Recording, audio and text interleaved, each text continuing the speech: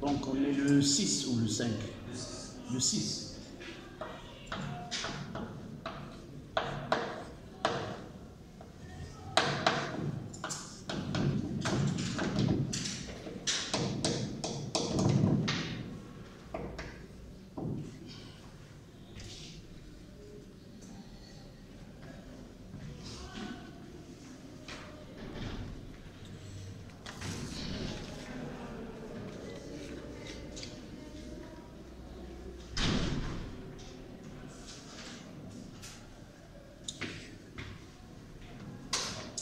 Donc, c'est évolution du système électrique.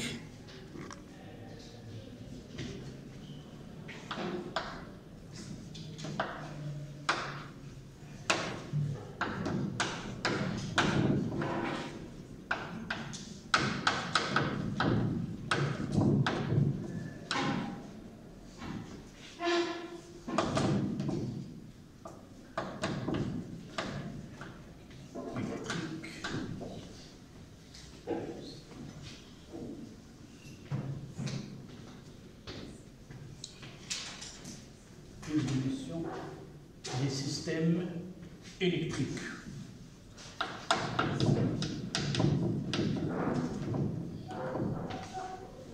Et la première leçon, c'est le dipôle RC.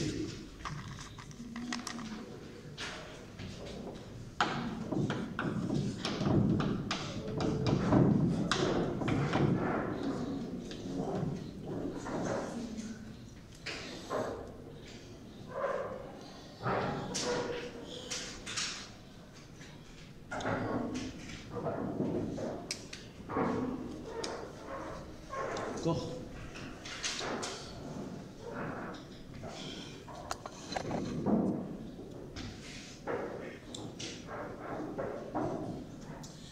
Ce que nous entendons par système électrique, tout simplement un circuit électrique qui comporte des dipôles et le fonctionnement de ce dipôle varie au cours du temps.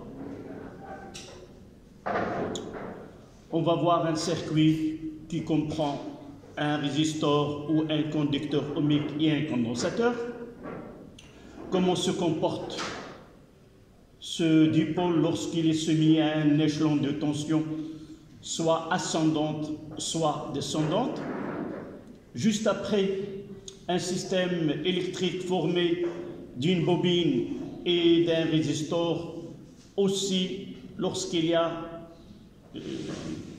soumis à un échelon de tension, ou tout simplement lorsqu'il y a un courant qui circule dans un circuit, ou lorsque on arrête le courant dans ce circuit, on le verra par la suite.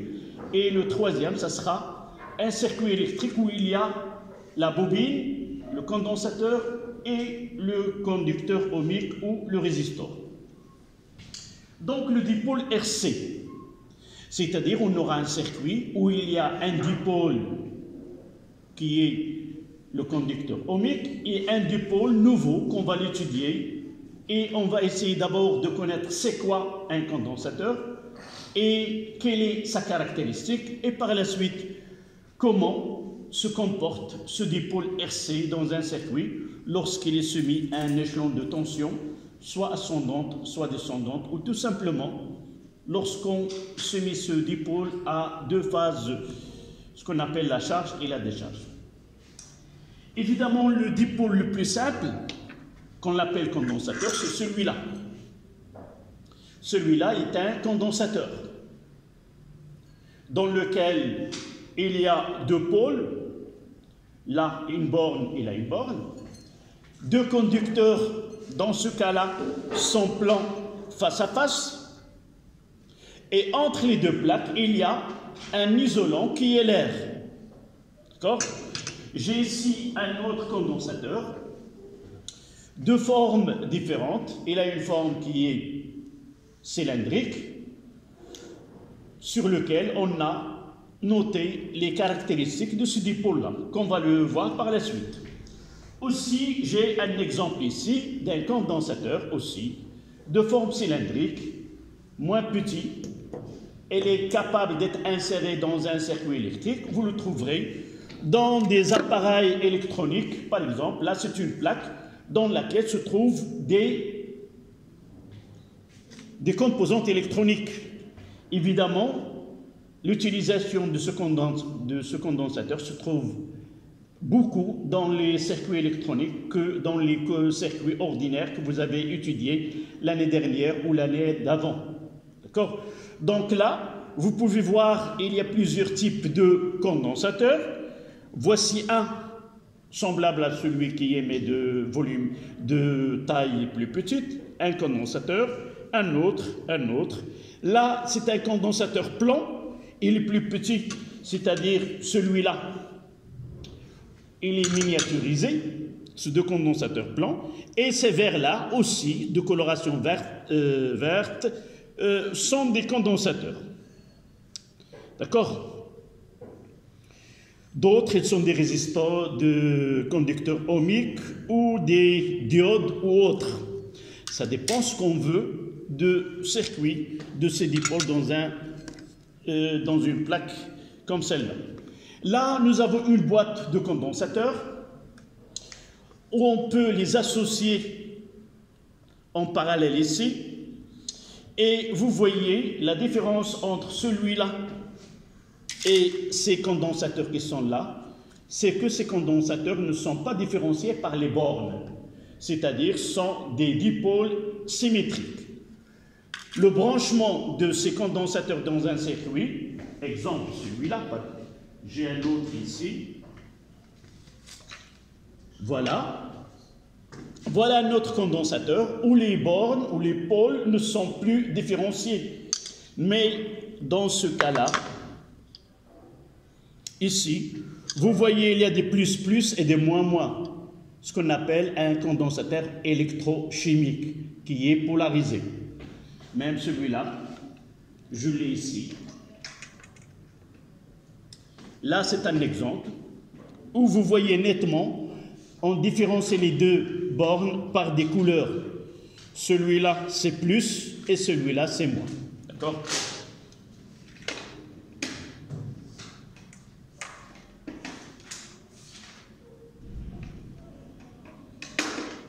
Voilà. Donc, la première des choses, on va donner la définition d'un condensateur. Mais on peut faire une petite expérience.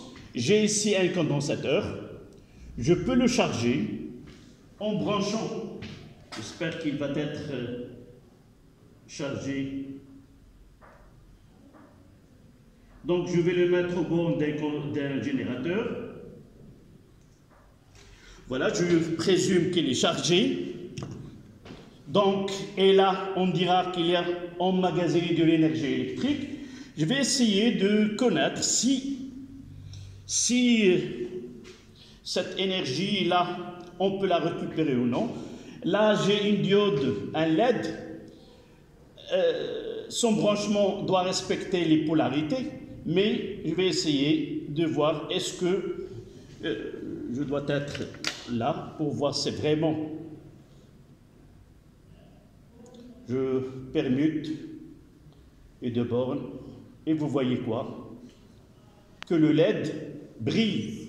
Ça veut dire que le condensateur là, lorsqu'on le met à une tension de courant continu, là c'est de 6 volts, et là emmagasiné de l'énergie électrique, et lorsqu'il a été branché à cette LED, il a restitué cette énergie-là. Donc d'abord, un condensateur بالعربية مكثف يعني أنه كيمكن له يجعلنا الشحن بواحد المقدار كبيرة فيه. دونك كثف يكثف هي ضاعفة، أي أنه بإمكانه أن يقوم بتخزين كمية من الكهرباء داخل هذا الثنائي القطب ويمكن استرجاعها عند الحاجة. Donc condenser, c'est mettre quelque chose entre guillemets dans un espace donné. C'est la même chose, c'est mettre de l'électricité, des charges électriques dans un espace donné et cette quantité-là, emmagasinée là, donne le nom à ce dipôle-là comme un condensateur. D'accord? Donc, mettre 1 en chiffre romain. Les condensateurs.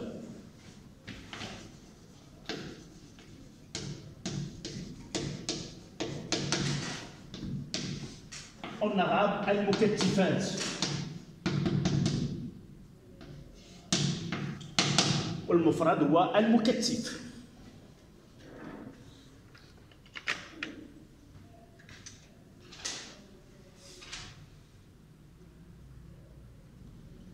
On commencera par un description et symbole.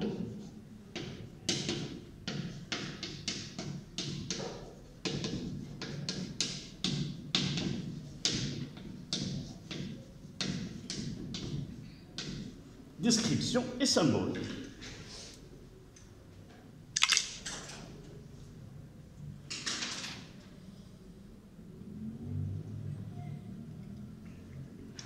Donc vous notez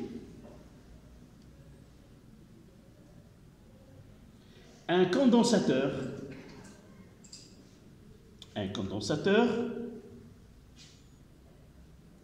est constitué de 2 conducteurs.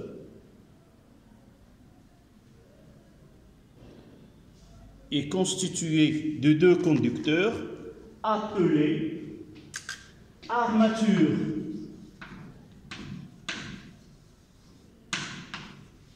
En arabe, la boussaï.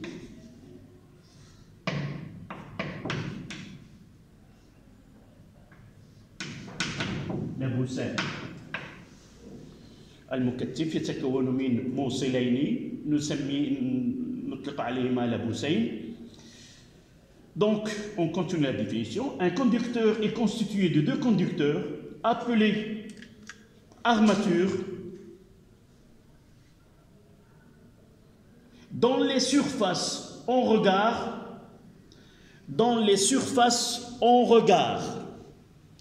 C'est-à-dire là, vous avez 2 conducteurs, voici une surface, voici l'autre. Ces 2 surfaces sont en regard.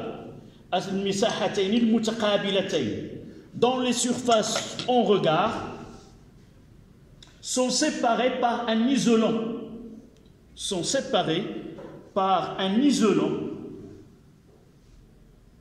Appelé diélectrique.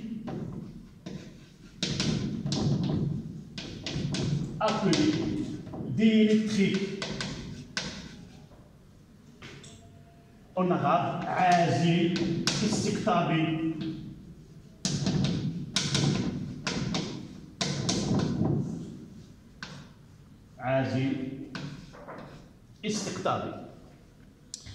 Ça veut dire quoi?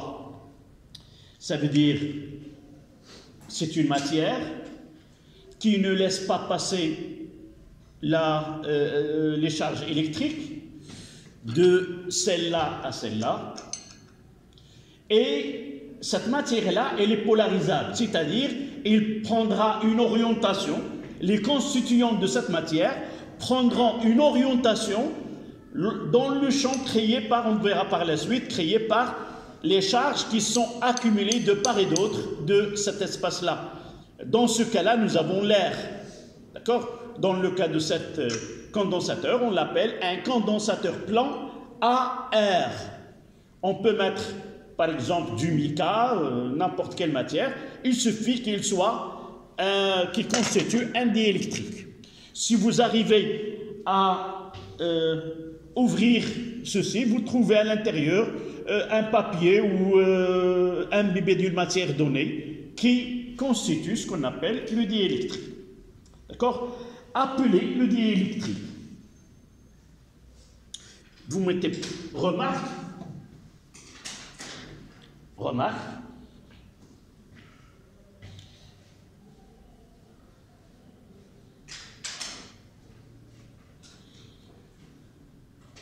Les électrons ne peuvent pas traverser le diélectrique.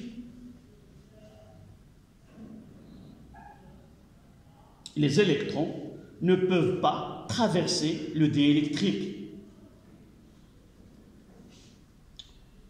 Évidemment, puisque nous avons dit que le diélectrique, c'est un isolant.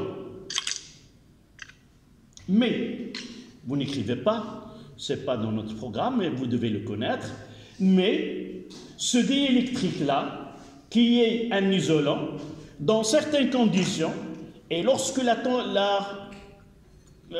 différence de potentiel entre ces deux plaques est assez grande, il se produit un phénomène, c'est-à-dire cette matière-là devient conductrice et par la suite on dira que ce condensateur a été détruit et il y a une tension que doit respecter l'utilisateur afin que le condensateur ne soit pas détérioré.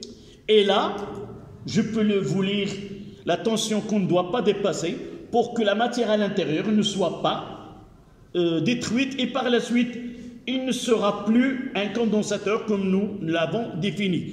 Par exemple, dans ce cas-là, on ne doit pas dépasser 40 volts en courant continu. Si nous mettons 110 là, la matière qui est à l'intérieur va être détruite et par la suite, on devra le remplacer s'il est dans un circuit donné. D'accord? Et même celui-là, j'ai ici celui-là, c'est 16 volts. On ne doit pas dépasser 16 volts pour le bon fonctionnement de ce condensateur.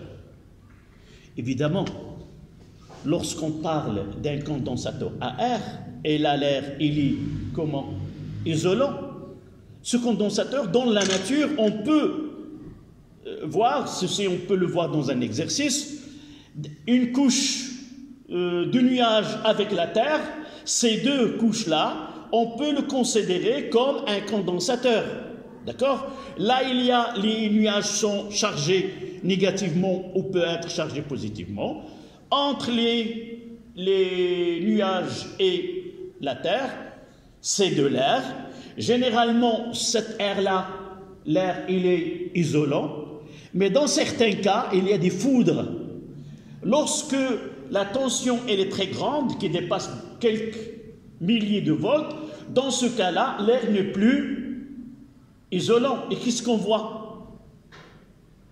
Les éclairs. هذاك لي زاك داك الصاعقه التي تضرب الارض وداك الضوء اللي كنشوفوه راه كيوقع تأين للهواء وبالتالي فهذا المكثف هذا ما كيبقاش الهواء هو ما عازل بل يصبح تأين كيعطينا تأين ديال الهواء وكنشوفوا داك الضوء وكنسمعوا داك البرق والرعد. هما الظاهرتان المصاحبتان لهذه الصاعقة. Ce sont deux phénomènes qui se passent en même temps. J'ai dit que lorsque de quelques milliers de volts, dans ce cas-là, la matière qui est normalement isolante ne l'est plus et par la suite, on verra ce phénomène-là qui est la foudre. D'accord? Oui. Comment? Oui, le son. C'est le phénomène d'ionisation. C'est quand vous déchirez un tissu. Qu'est-ce que se produit? Il y a un déchirement et on entend un ton. Donc, l'ionisation de l'air, c'est une réaction chimique, c'est une réaction qui permet de passer à l'état ionique. Certaines molécules passent à l'état ionique. Et ce travail-là, dans ce son, avec l'air évidemment, d'accord? C'est l'ionisation de l'air qui, dans la lumière et le son en même temps, mais ce sont deux phénomènes différents.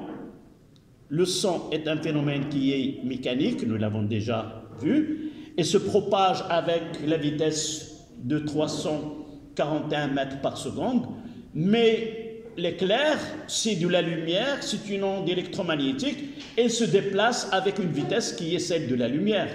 C'est pour cela, généralement, on voit un éclair et par la suite, on entend le tonnerre parce que il ne se propage pas de la même manière, de la même vitesse. D'accord?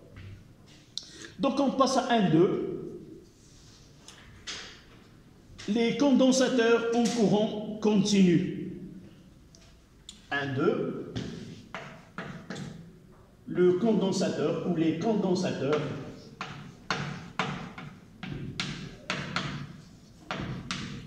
en courant continu. En courant continu. Le courant continu. D'accord?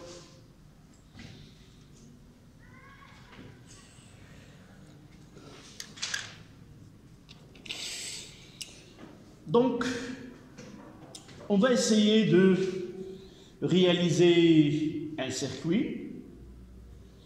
Je l'ai déjà ici. Je vais essayer d'approcher pour voir de près.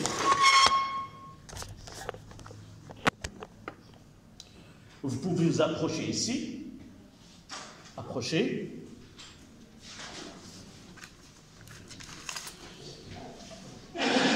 Donc, on va essayer d'étudier le condensateur en courant continu. Ça veut dire là, j'ai un générateur de courant continu. Vous voyez les deux bornes. Là, c'est la partie courant continu. Et là, c'est la partie, tu peux... Là, c'est le courant continu. Et là, c'est le courant alternatif. J'ai choisi combien de... 12 volts. D'accord. Donc, le condensateur, il est là.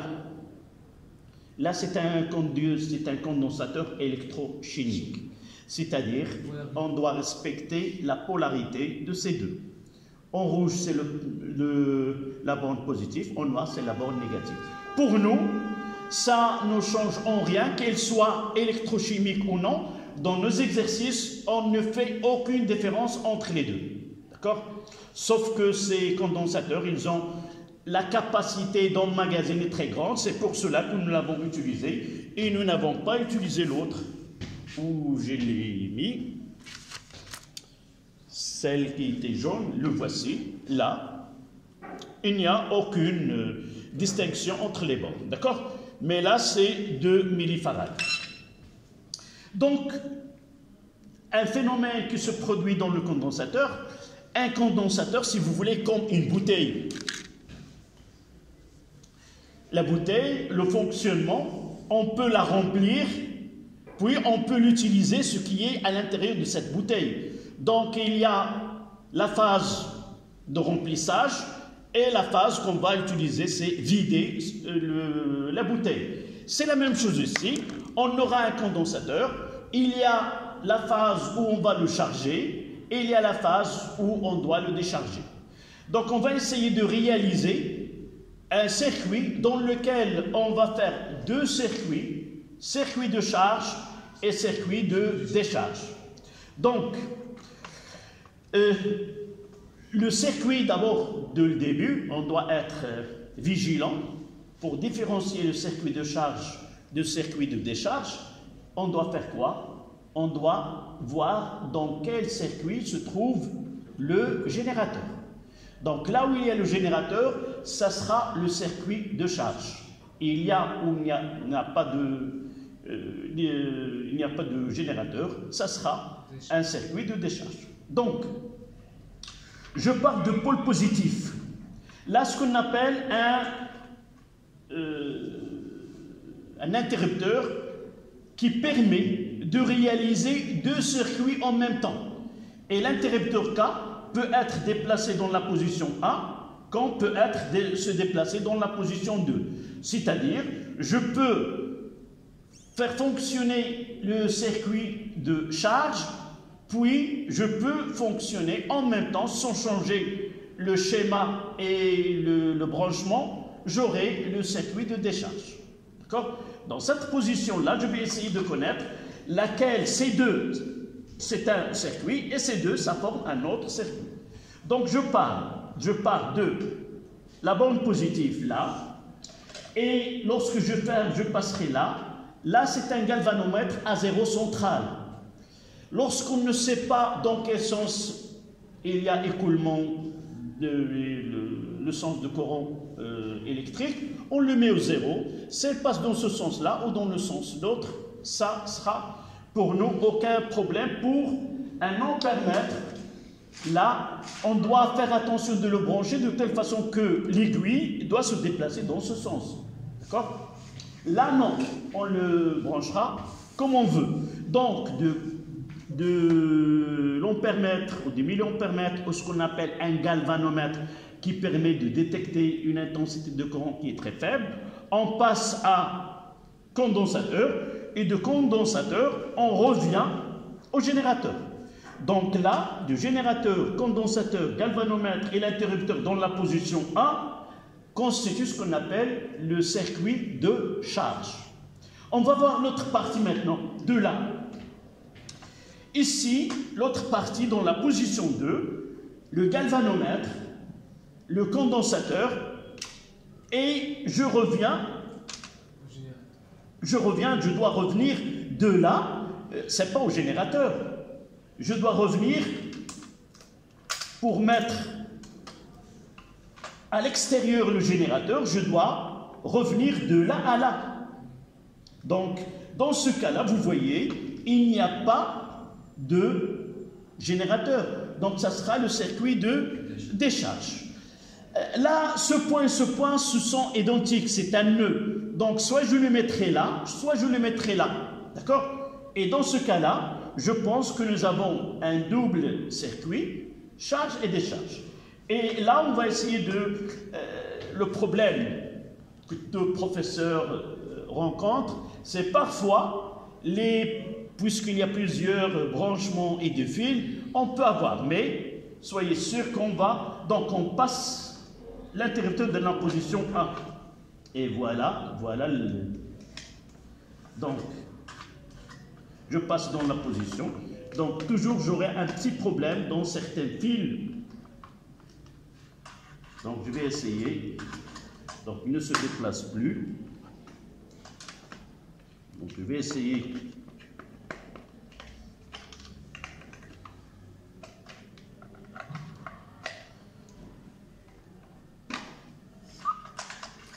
Donc, là.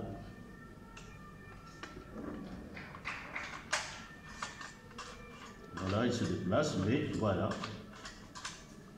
Vous voyez, elle se déplace dans ce sens-là, et on va le laisser un petit moment, et on va voir est-ce que l'aiguille va revenir à 0.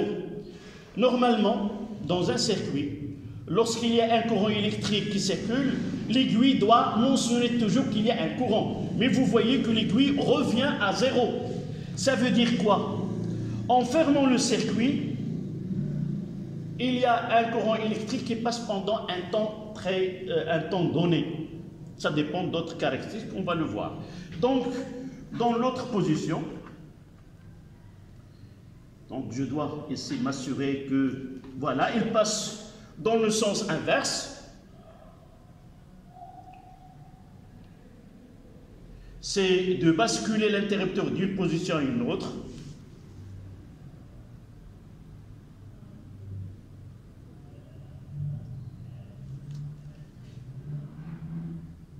Une fois qu'il est chargé complètement, elle va. On doit l'attendre à revenir à 0, comme tout à l'heure.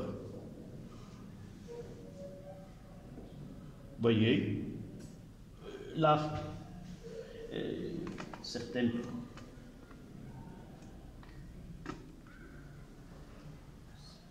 On doit revenir là, toujours. Vous voyez qu'il y a ce fil-là. Voilà. Déplacement. Et vous voyez, lorsque je déplace, je ferme le circuit, il se déplace dans un sens. Et je bascule l'autre côté dans dans le sens opposé. C'est-à-dire, lorsque je passe de circuit de charge, une fois qu'il est fermé, et il y a déplacement dans le sens, vous voyez qu'il revient à 0 maintenant. Et lorsque je bascule dans l'autre sens, je me trouve dans le circuit de décharge, alors l'aiguille se déplace dans le sens opposé et elle doit revenir au 0. Vous voyez qu'il demande de temps pour revenir. Et de la même chose, si je déplace de l'autre côté, il y a déplacement dans le sens opposé et elle doit revenir à la position initiale. Donc, oui. Quand l'aiguille passe à 0. Oui, Ça veut dire là, que... j'ouvre le... Là, c'est 0. Il n'y a aucun courant. Les deux circuits sont ouverts dans cette position-là. D'accord? Oui, donc ça veut dire que le condensateur est vide. Donc, on va expliquer. Ce qui nous intéresse maintenant à ce stade-là, c'est qu'une fois que le circuit de charge est fermé, on constate qu'il y a un déplacement de l'aiguille et pendant un certain temps, puis elle revient à 0, ce que nous voyons maintenant.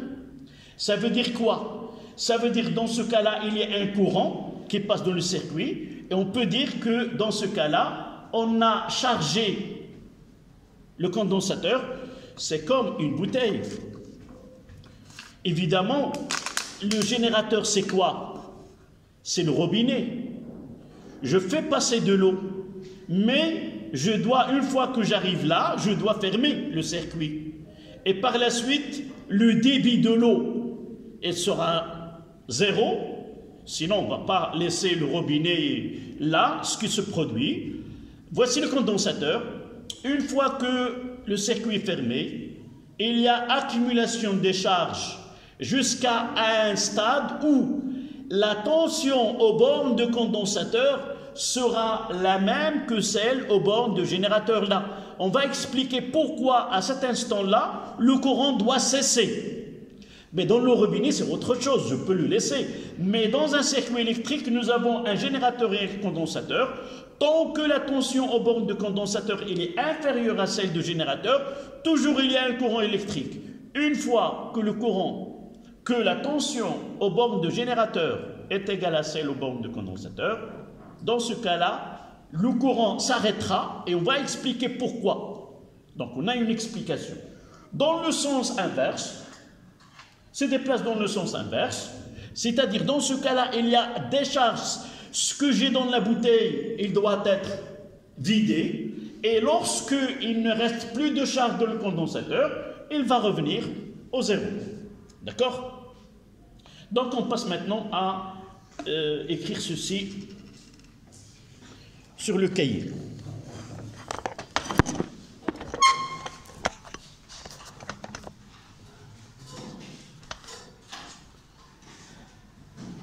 La première des choses, on doit faire un schéma. Un générateur. Là, c'est la borne positive. Là, c'est la borne négative. Où P est ici M.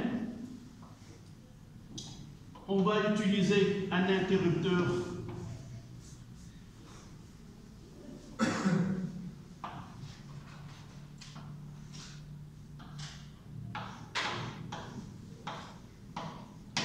Oui, s'il vous plaît, j'ai oublié tout à l'heure de vous donner le symbole. Nous avons parlé de...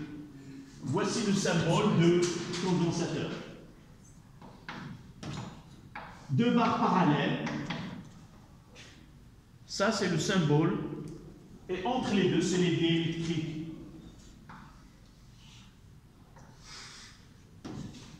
Là, c'est un galvanomètre à 0 central.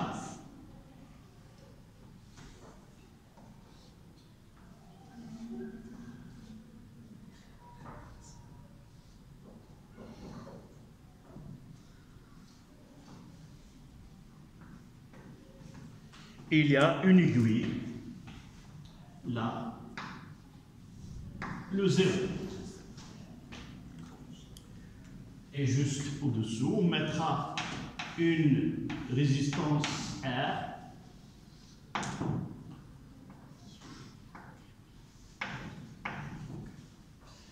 Et c'est ici l'interrupteur K que je bascule K dans la position 1, et là c'est la position 2. Là c'est la position 1, et là c'est la position 2.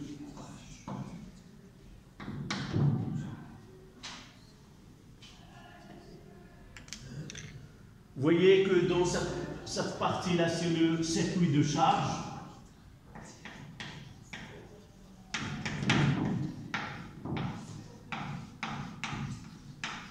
Et là, c'est le circuit de décharge.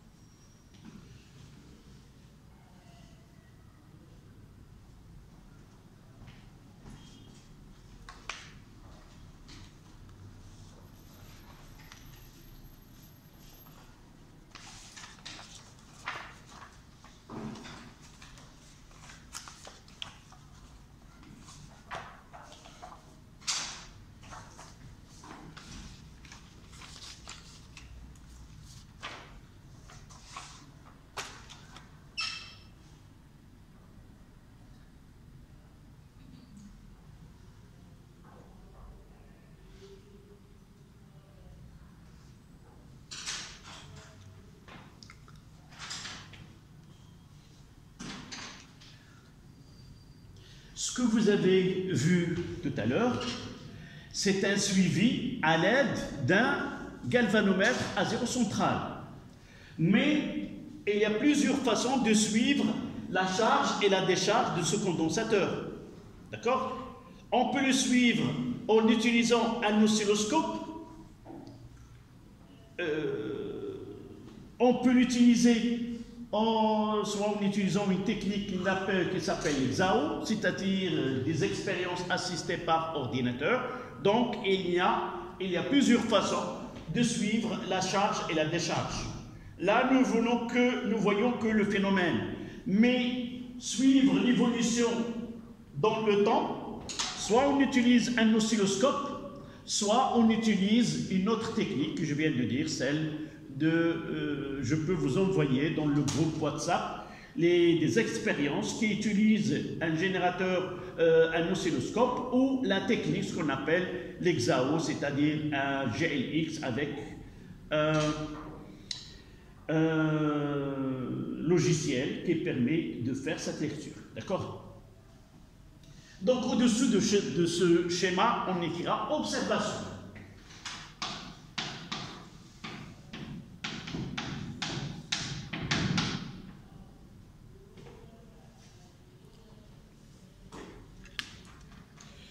Observation.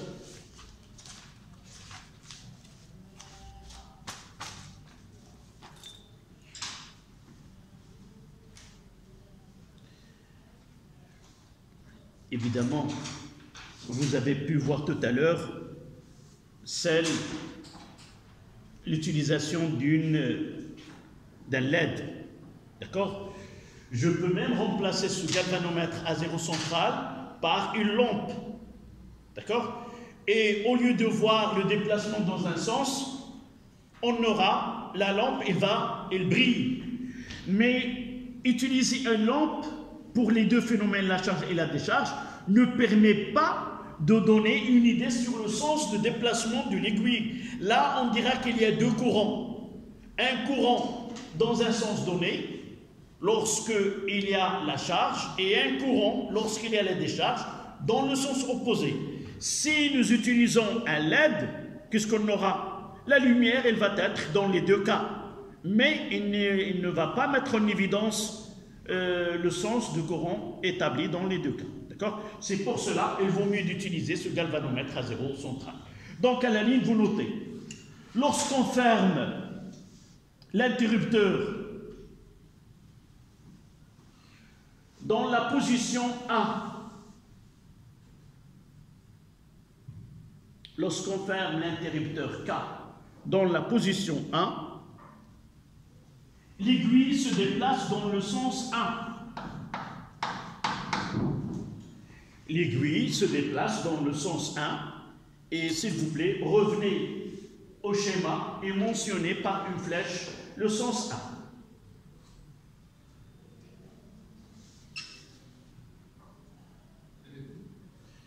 L'aiguille se déplace dans le sens 1.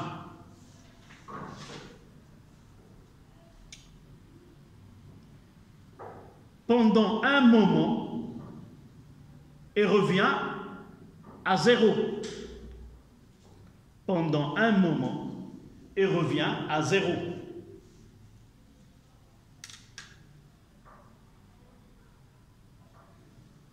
À la ligne, deuxième observation.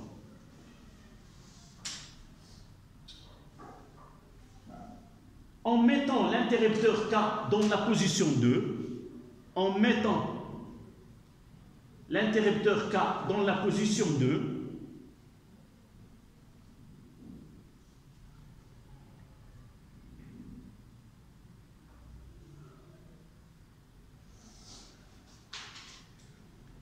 l'aiguille se déplace dans le sens 2. L'aiguille se déplace dans le sens 2, opposé au précédent. Opposé au précédent.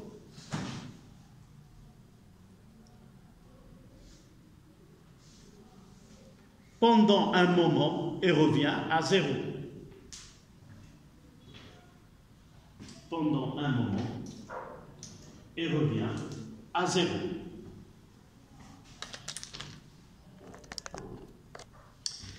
Là, ce que j'ai demandé à vos camarades de l'année dernière, c'est pour faire une application à ce condensateur, c'est sa charge et sa décharge. On peut l'appliquer ce qu'on appelle une minuterie. C'est quoi la minuterie? C'est celle que vous avez chez vous. On peut éclairer les escaliers pendant une durée bien déterminée et la lumière s'éteint d'elle-même en utilisant ce système-là. Là, à l'intérieur, vous voyez ici un condensateur. Je peux vous donner le circuit par la suite et essayer de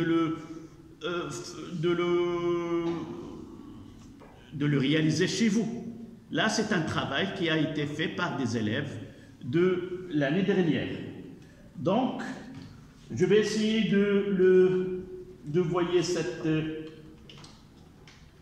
Donc là, une lampe qui est branchée avec 200 volts, 220 volts, c'est celle que nous avons, mais il y a un circuit qui va essayer de temporer, si vous voulez, le fonctionnement. Ça dépend de ce condensateur et sa capacité de charger. Là, normalement, la lampe doit briller, mais le système là, il impose, on peut fonctionner par là, il y a un transistor qui permet d'utiliser la base, le circuit de base et le circuit de commutateur afin de fonctionner. Je vais essayer de charger, vous voyez, là, c'est la lumière et pendant un certain temps, là, voilà, le condensateur a été déchargé et par la suite, la lampe va s'arrêter de briller. Voilà.